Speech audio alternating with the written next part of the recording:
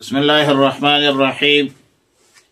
فأما إن كان من المقربين فروح وريحان وجنات النعيم فروح وريحان وجنة نعيم. پارہ نمبر 27 سورہ واقعہ، رکوع 3، آیات نمبر 88 تا 96۔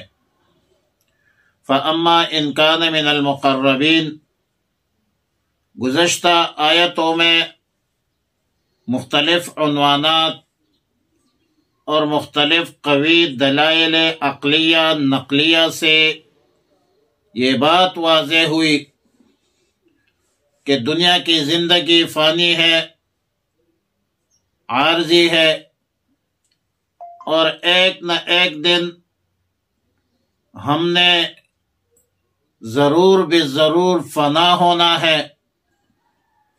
ہماری یہ زندگی ختم ہو جائے گی۔ مرنے کے وقت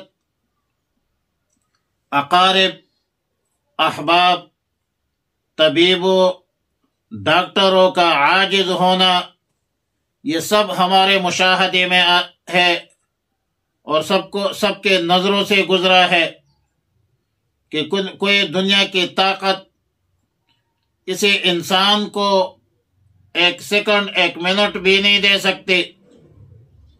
وقت جب پورا ہو جائے تو نہ مال دولت کام آتی ہے، نہ حکومت و سلطنت کام آتی ہے، نہ اولاد و احفاد کام آتی ہے۔ اور اسی طرح یہ بھی ثابت ہوا کہ ہم نے مرنا بھی ہے، دوبارہ بھی زندہ ہونا ہے،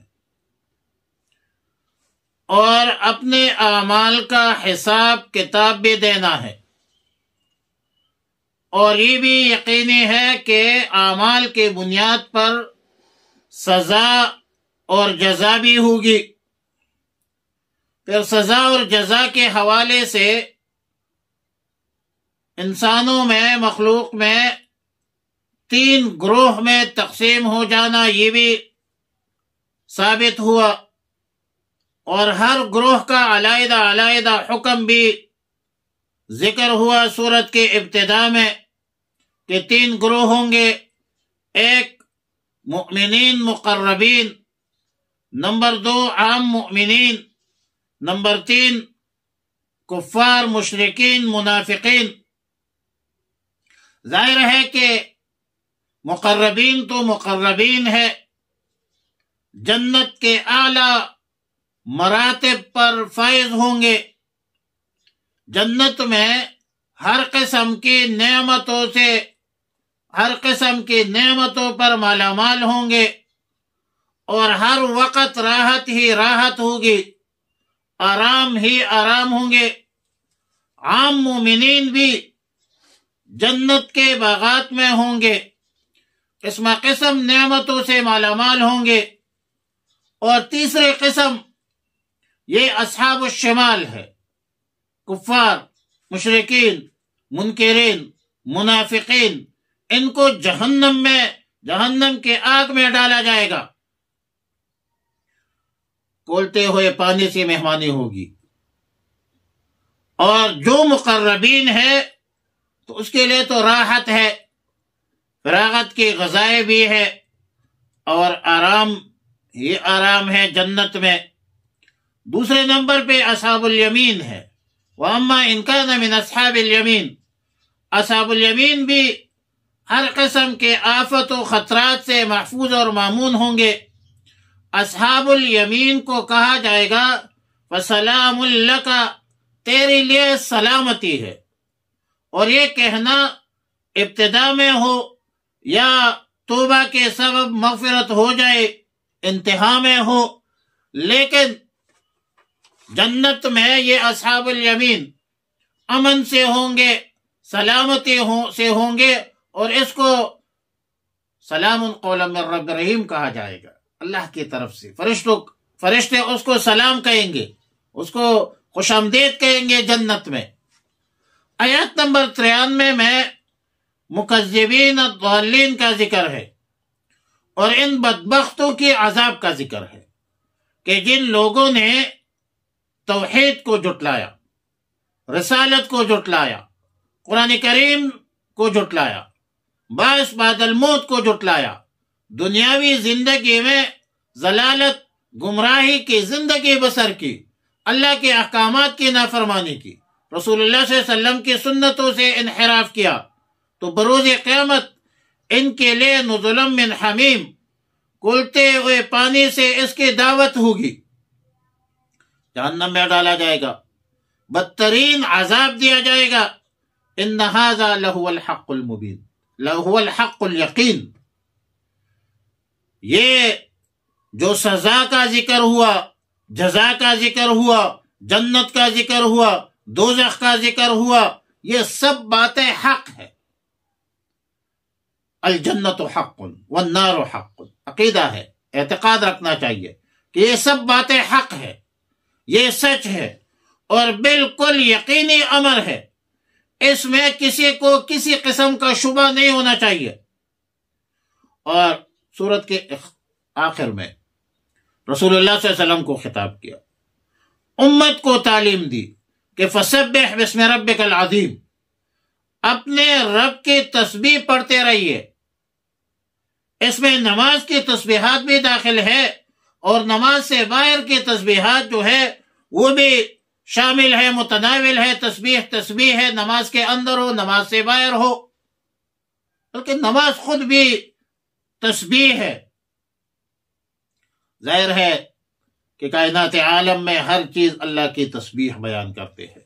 وَإِن مِّن شَيْءٍ إِلَّا يُسَبِّحُ بِحَمْدِهِ وَلَكِن لَّا تَفْقَهُونَ تَسْبِيحَهُ، ہمیں تو پتہ نہیں ہے، لیکن کائنات عالم میں ہر چیز اللہ کی تسبیح بیان کرتے۔ ہم مشاہدہ تو نہیں کرتے، پتہ نہیں ہے ہمیں، لیکن قرآن کے نص سے معلوم ہوتا ہے، قرآن کریم کے آیت سے معلوم ہوتا ہے کہ ہر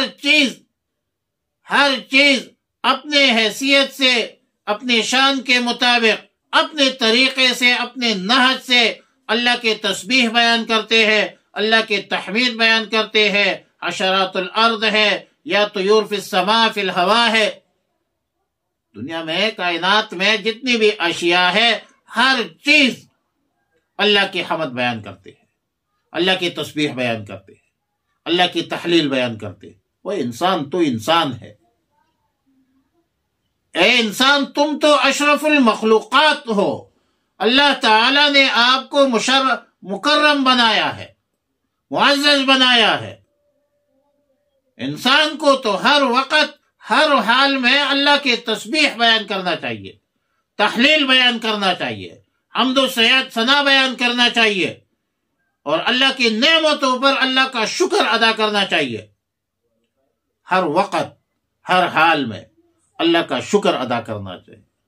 شکر اور ذکر کے لیے کوئی وقت مقرر نہیں ہے، شکر بھی ہر وقت بغیر وضو کی، اس کے لیے وضو بھی شرط نہیں ہے، ذکر کے لیے بھی ذکر بھی آپ قیاما یا ایھا الذین آمنوا اذکروا اللہ ذکرا کثیرا وسبحوہ بکرۃ وعشیا، ذکر اور تسبیح ہر وقت آپ کر سکتے ہیں، قیاما وقعودا وعلی جنوبہم، ہر حالت میں، چلتے پھرتے، گھومتے پھرتے، لیٹتے سوتے، ہر وقت آپ اللہ کی تسبیح بیان کر سکتے ہیں، اللہ کی ذکر کر سکتے ہیں۔ فَأَمَّا إِن كَانَ مِنَ الْمُقَرَّبِينَ، فَأَمَّا إِن كَانَ، پس اگر وہ ہو من المقرب، ان كَانَ اگر ہو من المقربین، مقربین میں سے،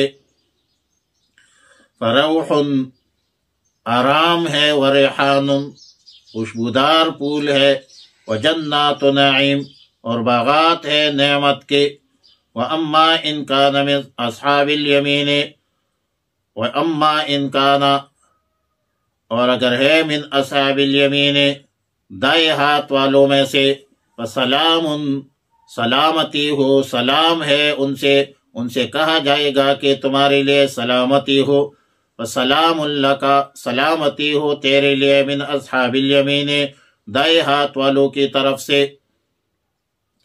وَأَمَّا إِن كَانَ مِنَ الْمُكَذِّبِينَ، لیکن اگر وہ ہو جھٹلانے والوں میں سے، جھٹال لینا گمراہوں میں سے، فنزل من حمیم، تو مہمانی ہے ابلتا ہوا پانی سے، کھولتا ہوا پانی سے، گرم پانی سے، وتصلیۃ جحیم، اور جونگ دینا ہے دوزخ میں، یعنی اس کو دوزخ میں ڈالنا ہے۔ ان ھذا، بے شک یہ، لہو الحق الیقین، یہ وہی حق قابل یقین بات ہے، اور یہ حق ہے، سچ ہے۔ فسبح، پس آپ پاکیزگی بیان کرے، بسم ربک العظیم، اپنے رب کے نام کی، العظیم، جو بڑی عظمت والا ہے۔ اللہم ربنا تقبل منا انک انت السمیع العلیم وتب علینا یا مولانا انک انت التواب الرحیم۔ استغفر اللہ ربی من کل ذنب واتوب الیہ، وصلی اللہ تعالی علی خیر خلقہ محمد وآلہ